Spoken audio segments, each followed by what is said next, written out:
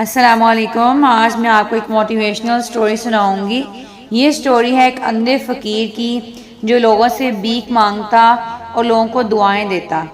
ایک دفعہ کا ذکر ہے کہ گاؤں کے چوراہے پہ ایک پرانا پیپل کا درخت تھا جس کے نیچے ایک اندھا فقیر روزانہ بیٹھا کرتا۔ یہ اس کی زندگی کا معمول تھا کہ صبح سویرے وہ وہاں پہ آ جاتا اور رات کے اندھیرے تک لوگوں سے بھیک مانگتا۔ اس کے پاس ایک پرانی گھسی ہوئی کٹوری ہوتی جس میں لوگ سکے ڈالتے اور بدلے میں وہ لوگوں کو دعائیں دیتا۔ فقیر کے بارے میں یہ مشہور تھا کہ اس کی دعائیں ضرور قبول ہوتی ہیں، اس لیے لوگ اس کے پاس دور دراز سے آتے۔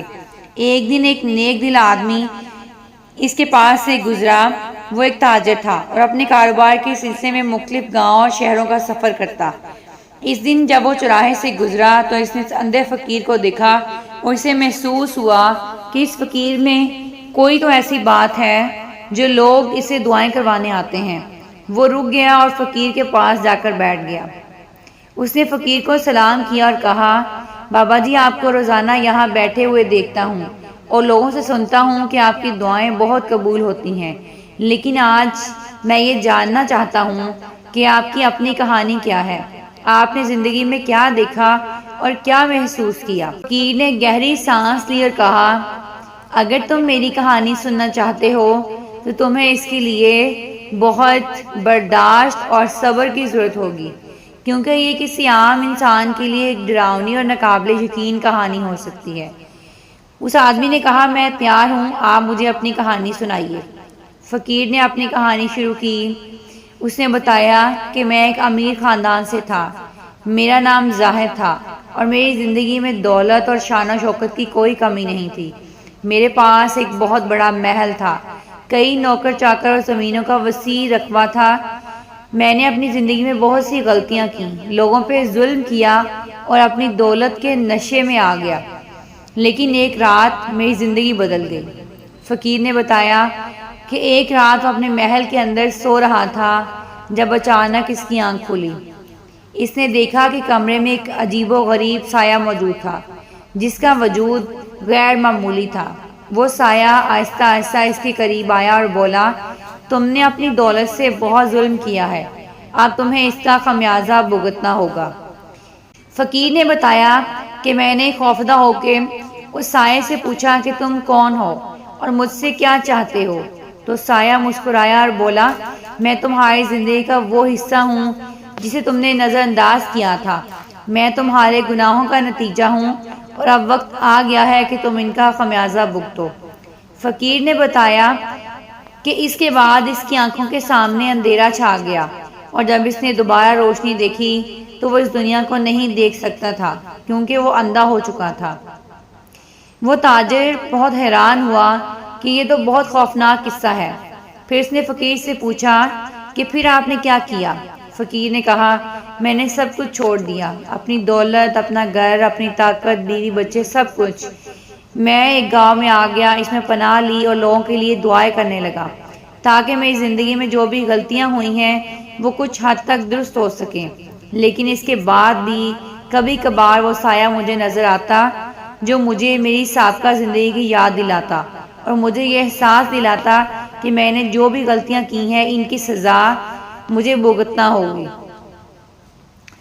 اس تاجر نے سوچا کہ شاید یہ فقیر پاگل ہو گیا ہے یا اس کی کہانی محض ایک دیوانے کا خواب ہے، لیکن پھر بھی اس کے دل میں رحم آیا اور اس نے فقیر سے کہا، آپ کی کہانی سن کر مجھے آپ کی بہت فکر ہو رہی ہے، اگر آپ چاہیں تو میں آپ کو اپنے ساتھ اپنے گاؤں لے چلوں اور آپ کا خیال بھی رکھوں گا۔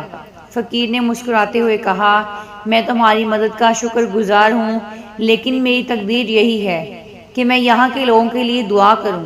میری زندگی میں جو کچھ ہو چکا ہے میں اسے بدل نہیں سکتا، لیکن اپنی دعاؤں کے ذریعے میں دوسرے انسانوں کی زندگی میں بہتری لانے کی کوشش کر رہا ہوں۔ تاجر نے فقیر کی بات کو قبول کیا، لیکن اس کے دل میں ایک عجیب سا خوف بیٹھ گیا۔ وہ فقیر کے پاس سے اٹھا اور اپنے سفر پہ روانہ ہو گیا، لیکن فقیر کی کہانی اور اس کا وہ سایہ اس کے ذہن میں ہمیشہ کے لیے نقش ہو گیا۔ رات کے وقت جب وہ اپنے گھر واپس آیا تو اسے وہ سایہ یاد آ گیا جس کا ذکر فقیر نے کیا تھا۔ اس کی بیوی نے دیکھا کہ وہ کچھ پریشان ہے تو اس نے پوچھا کہ آپ اتنے خاموش کیوں ہیں؟ تو اس نے اپنی بیوی کو فقیر کی کہانی سنائی اور کہا مجھے نہیں معلوم کہ یہ سب سچ تھا یا نہیں، لیکن اس کی کہانی نے مجھے بہت متاثر کیا ہے۔ مجھے لگتا ہے کہ ہمیں اپنی زندگی میں کوئی بڑا قدم اٹھانا ہوگا تاکہ ہم اپنی دنیاوی زندگی کے ساتھ ساتھ اپنی آخرت کی بھی فکر کر سکیں۔ اس رات اس نے فیصلہ کر لیا کہ اپنی دولت کا ایک حصہ خیرات میں دے گا اور اپنی زندگی کو بہتر بنانے کی کوشش کرے گا۔ اس نے فقیر کی کہانی کو ایک سبق کے طور پر لیا اور اپنی زندگی میں نیکی اور سچائی کے راستے پہ چلنے کا عزم کیا۔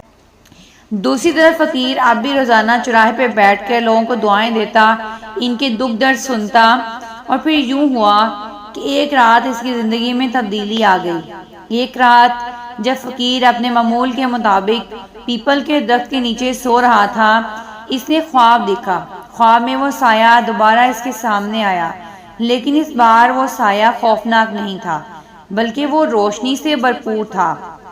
سایہ بولا تم نے اپنی زندگی میں بہتری لانے کی کوشش کی ہے اور لوگوں کی خدمت کی ہے، اب وہ وقت آ گیا ہے کہ تمہیں تمہارے گناہوں کی معافی دی جائے اور تمہیں معاف کر دیا جائے۔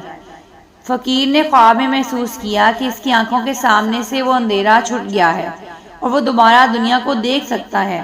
جب وہ صبح اٹھا تو اس نے اپنی آنکھوں کو کھولا اور حیرانی سے دیکھا کہ وہ واقعی دیکھ سکتا تھا اور اس کی آنکھوں کی روشنی واپس آ چکی تھی۔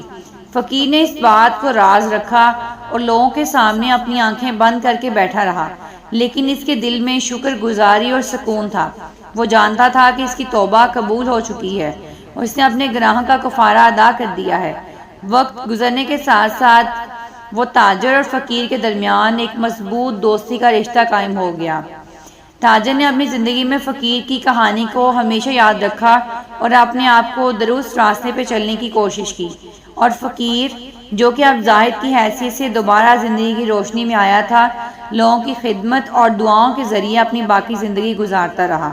یوں ایک اندھے فقیر کی کہانی نے نہ صرف اس کی اپنی زندگی کو بدل دیا بلکہ اس کے ذریعے دوسرے لوگوں کی زندگی میں بھی بہتری آئی۔